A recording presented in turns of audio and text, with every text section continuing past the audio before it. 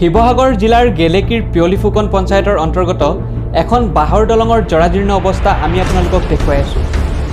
এয়াই হ'ল অসমৰ উন্নয়নৰ ফুপুলা স্বৰূপ।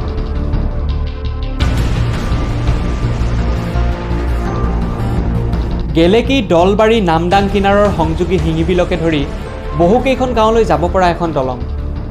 জৰাজীৰ্ণ দলংখন বাঁহৰ, কিন্তু বৰ্তমান এই দলংখন যাতায়াতৰ বাবে উপযোগী নহয়। এতিয়া ৰাইজে বিপদসংকুলভাৱে যাতায়াত কৰিবলগীয়া হৈছে।